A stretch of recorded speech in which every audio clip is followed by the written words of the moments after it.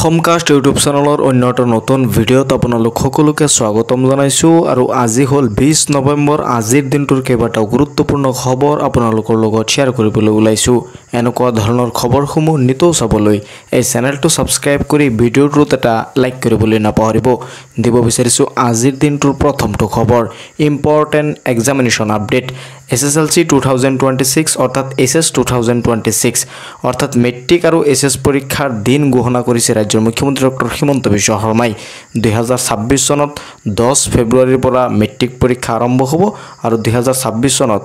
11 ফেব্ৰুৱাৰীৰ পৰা SS পৰীক্ষা আৰম্ভ হ'ব বুলি ৰাজ্যৰ মুখ্যমন্ত্ৰী ডক্টৰ হিমন্ত বিশ্ব শৰ্মাই ঘোষণা কৰে আৰু পৰীক্ষাৰ্থীসকলক তেওঁ শুভকামনা ঘোষণা কৰে তেওঁ উল্লেখ কৰে যে the SSLC matriculation examination 2026 will be commenced from 10th February 2026 the higher secondary final examination 2026 will be begin from 11 February 2026 আৰু এই দুয়োটা পৰীক্ষাৰ ৰুটিন ইতিমধ্যে নিৰ্দিষ্ট বোৰ্ডত প্ৰকাশ পাইছে যদি আপোনাৰ কোনো পৰিয়ালৰ আপোনাৰ কোনো ক্যান্ডিডেটছে 2026 চনত মেট্ৰিক আৰু এছএছ পৰীক্ষা দিব তেনেহলে তেওঁলোকৰ বাবে এই আছে এই ভিডিঅ'টোত এটা গুৰুত্বপূৰ্ণ খবৰ আৰু এই খবৰটো তেওঁলোকক শ্বেয়াৰ কৰি দিব যাতে তেওঁলোকেও জানিব পাৰে আৰু মেট্ৰিক আৰু এছএছৰ ৰুটিন ইতিমধ্যে অফিচিয়েল ৱেবছাইটত ৰিলিজ কৰি দিয়া হৈছে মেট্ৰিকৰ ৰুটিনটো সেৱাৰ অফিচিয়েল ৱেবছাইটৰ পৰা ডাউনলোড কৰিব পাৰিব ছাত্ৰ-ছাত্ৰীসকলে আৰু এছএছৰ ৰুটিনটো এজএছৰ যেটো অফিচিয়েল ৱেবছাইট আছে তাৰ পৰা ছাত্ৰ-ছাত্ৰীয়ে ডাউনলোড কৰিব পাৰিব গতিকে আজিৰ এই ভিডিঅ'টোত মই জনাই দিব বিচাৰো যে 2026 চনৰ মেট্ৰিক আৰু এছএছ পৰীক্ষাৰ দিন ইতিমধ্যে ঘোষণা হৈ গল মেট্ৰিকৰ দিন মেট্ৰিক পৰীক্ষা 2026 চনৰ ফেব্ৰুৱাৰীৰ 10 তাৰিখৰ পৰা আৰম্ভ হ'ব আৰু এছএছৰ পৰীক্ষা 2026 চনৰ 11 ফেব্ৰুৱাৰীৰ পৰা আৰম্ভ হ'ব বুলি ৰাজ্যৰ মুখ্যমন্ত্ৰী ডক্টৰ হিমন্ত বিশ্ব শৰ্মাই টুইটাৰ যোগে ঘোষণা কৰে দিব বিচাৰিছো আন এটা গুৰুত্বপূৰ্ণ খবৰ আৰু এই খবৰটো হ'ল মহিলা উদ্যমিতা আঁচনিক লৈ যে আজি অৰ্থাৎ 19 নৱেম্বৰ তাৰিখে ৰাজ্যৰ মুখ্যমন্ত্ৰী ডক্টৰ হিমন্ত বিশ্ব শৰ্মাই নলবাৰীত মহিলা উদ্যমিতা আঁচনিৰ যি প্ৰথম কিস্তিত 10000 টকা আছে সেই 10000 টকাৰ চেক বিতৰণ কৰে তেওঁ 33431 গৰাকী সদস্যক প্ৰাৰম্ভিক পুঁজিৰ যি প্ৰথম কিস্তিৰ 10000 চেক আছে 10000 টকাৰ চেক সেই চেক তেওঁ বিতৰণ কৰে ইয়াত উল্লেখ কৰে যে অসম চৰকাৰৰ অভিলাষী আঁচনি মুখ্যমন্ত্ৰী মহিলা উদ্যমিতা অভিযানৰ অধীনত আজি অৰ্থাৎ 19 নৱেম্বৰ তাৰিখে নলবাৰী জিলাৰ চামকা আঞ্চলিক ক্ৰীড়া সংঘৰ ষ্টেডিয়ামত আয়োজিত এক জনসভাত মাননীয় মুখ্যমন্ত্ৰী ডক্টৰ হিমন্ত বিশ্ব শৰ্মাই টিহু বিধানসভা সমষ্টিৰ আত্মসহায়ক গোটৰ 33431 গৰাকী সদস্যক প্ৰাৰম্ভিক পুঁজিৰ চেক বিতৰণৰ শুভাৰম্ভণি কৰে অৰ্থাৎ প্ৰাৰম্ভিক অৰ্থাৎ প্ৰথম কিস্তিৰ যি 10000 টকাৰ চেক আছে সেই 10000 টকাৰ চেক 33431 গৰাকী সদস্যক তেওঁ বিতৰণ কৰে মাননীয় মুখ্যমন্ত্ৰী ডক্টৰ হিমন্ত বিশ্ব শৰ্মাই টিহু বিধানসভা সমষ্টিৰ আত্মসহায়ক গোটৰ 33431 গৰাকী সদস্যক প্ৰাৰম্ভিক পুঁজিৰ চেক বিতৰণৰ শুভাৰম্ভণি কৰে আপোনাৰ সমষ্টিত বা আপোনাৰ জিলাত কেতিয়া চেক বিতৰণ কৰিব আপুনি কমেন্টছ কৰিবলৈ নাপাহৰিব বা আপুনি প্ৰথম কিস্তিৰ যি 10000 টকা আছে সেই 10000 টকা আপুনি পাইছে না নাই কমেন্টছ কৰি জনাবলৈ নাপাহৰিব আৰু দ্বিতীয় কিস্তিৰ টকাও অতি সোনকালে দিয়া হ'ব বুলি ৰাজ্যৰ মুখ্যমন্ত্ৰী ডক্টৰ হিমন্ত বিশ্ব শৰ্মাই ঘোষণা কৰে আৰু দ্বিতীয় কিস্তিৰ 25000 টকা দিয়া হ'ব যিসকলে নেকি ইতিমধ্যে প্ৰথম কিস্তিৰ টকা পাইছে সেই সকলে দ্বিতীয় কিস্তিৰ টকা পাবলৈ সাজু হওক অতি সোনকালে চৰকাৰে দ্বিতীয় কিস্তিৰ 25000 টকা আপোনাৰ বেংকৰ একাউণ্টত দিব 19 নৱেম্বৰ তাৰিখে নলবাৰী জিলাৰ আঞ্চলিক ক্ৰীড়া সংঘৰ ষ্টেডিয়ামত আয়োজিত এক জনসভাত মাননীয় মুখ্যমন্ত্ৰী ডক্টৰ হিমন্ত বিশ্ব শৰ্মাই টিহু বিধানসভা সমষ্টিৰ আত্মসহায়ক গোটৰ মহিলাসকলক 33431 গৰাকী সদস্যক প্ৰাৰম্ভিক পুঁজিৰ যি প্ৰথম কিস্তিৰ 10000 টকা আছে সেই 10000 টকাৰ চেক বিতৰণ কৰে দিব বিচাৰিছো আন এটা গুৰুত্বপূৰ্ণ খবৰ 19 নৱেম্বৰ তাৰিখে দেশৰ লাখ লাখ কৃষকৰ একাউণ্টত সোমাই গল 21 নং কিস্তিৰ 2000 টকা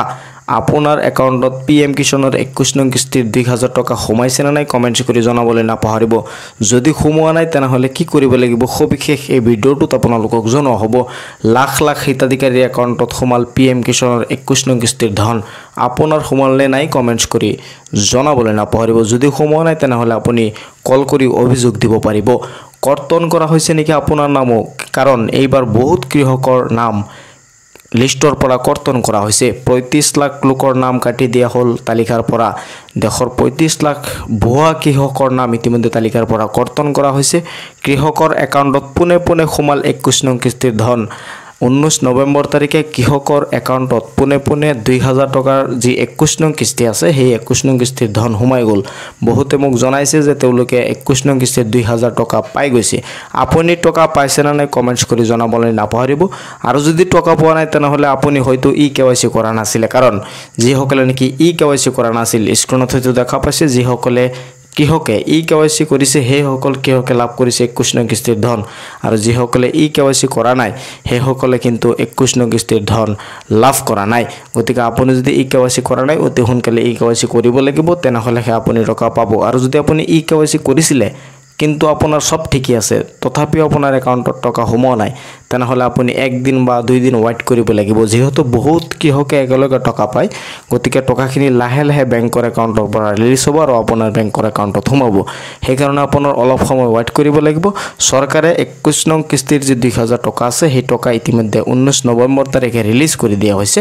আপোনাৰ যদি সব ঠিকই আছে তেনেহলে আপোনাৰ বেংকৰ একাউণ্টত টকা সোমাব অলপ সময় ধৈৰ্য ধৰিব লাগিব আৰু বহুত কৃষকে ইতিমধ্যে বহুত কৃষকে অসমৰ প্ৰায় 18 লাখৰো অধিক কৃষকে লাভ কৰিলে সৰকাৰি ধন অৰ্থাৎ সৰকাৰি যি 2000 টকা আছে PM কিষাণৰ সেই 2000 টকাৰ যি 21 নং কিস্তি আছে সেই কিস্তিৰ ধন ইতিমধ্যে লাভ কৰিছে আপুনি যদি পোৱা নাই অলপ সময় ওয়েট কৰিব লাগিব আৰু যদি আপোনাৰ KYC হোৱা নাই তেনেহলে আপুনি টকা নাপায় কাৰণ KYC নকৰা হকলে PM কিষাণৰ টকা নাপায় কাৰণ কৃষকৰ টকা পাবলৈ হলে KYC কৰাটো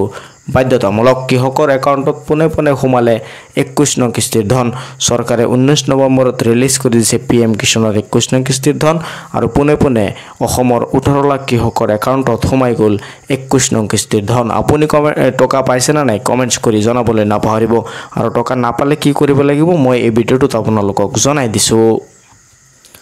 দিব বিচাৰিছো আন এটা গুৰুত্বপূৰ্ণ খবৰ 10 ডিসেম্বৰৰ ভিতৰত দাখিল কৰা হ'ব চাৰ্জশিট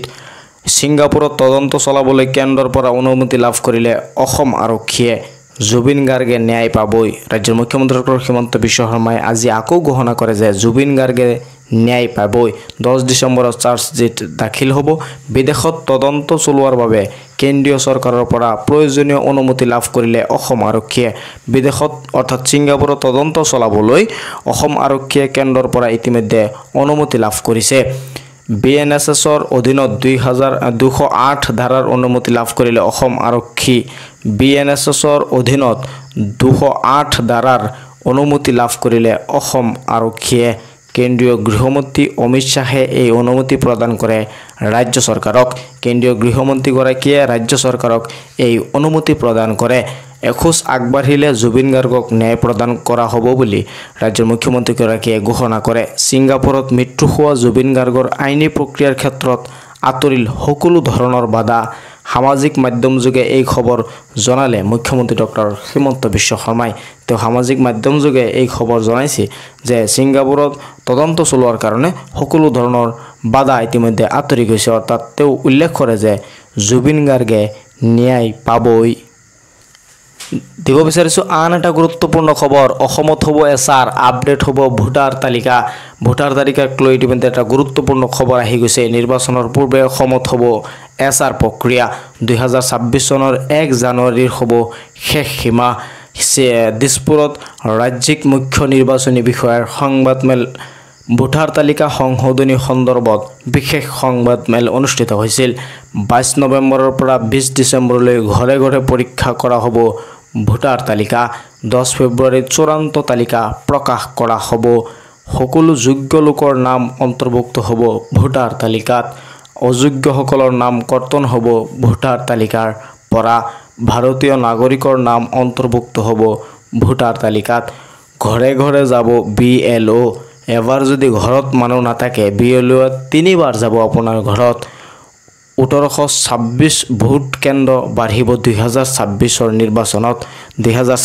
নিৰ্বাচনত নতুনকৈ 1826টা ভোট কেন্দ্ৰ বাঢ়িব বুলি জনোৱা হৈছে ফেব্ৰুৱাৰী মাহত ঘোষণা হ'ব পাৰে নিৰ্বাচনৰ দিন উচ্ছেদিত লোকেও দিব পাৰিব ভোট তেওঁলোক যদি পূৰ্বৰ ভাৰতীয় নাগৰিক হয় উচ্ছেদৰ পিছত যি স্থানত আছে তাত ভোটাধিকাৰৰ বাবে আবেদন কৰিব লাগিব। ভোটাৰ তালিকাৰ আপডেট হৈ থাকিব বুলি মন্তব্য মুখ্য নিৰ্বাচনী বিষয়াৰ। নিৰ্বাচনৰ মনোনয়ন পৰ্বৰ 10 দিন আগলৈকে আপডেট হ'ব ভোটাৰ তালিকা, এইদৰে ঘোষণা কৰে নিৰ্বাচনী আয়োগে। অৰ্থাৎ 10 ফেব্ৰুৱাৰী তাৰিখে চূড়ান্ত ভোটাৰ তালিকা প্ৰকাশ পাব আৰু ইতিমধ্যে 22 নৱেম্বৰৰ পৰা 20 ডিচেম্বৰলৈকে চলিব ভোটাৰ তালিকা পৰীক্ষাৰ কাম কাজ। ইয়াত হয়তো আপোনালোকে দেখা পাইছে 22 নৱেম্বৰৰ পৰা 20 ডিচেম্বৰলৈ ঘৰে ঘৰে পৰীক্ষণ কৰা হ'ব ভোটাৰ তালিকা। তো আজিৰ এই ভিডিঅ'ত এই খবৰসমূহ আপোনালোকক মই জনাইছোঁ। খবৰসমূহ শ্বেয়াৰ কৰি দিব যাতে সকলোৱে চাব পাৰে। মোৰ চেনেলটো ছাবস্ক্ৰাইব কৰি ৰাখিব, যেতিয়া মই পৰৱৰ্তী ভিডিঅ' আপলোড কৰোঁ আপোনালোকে সেই ভিডিঅ'সমূহ চাব পাৰিব। চাই থাকিব আপোনালোকৰ আপোন চেনেল অসম কাষ্ট।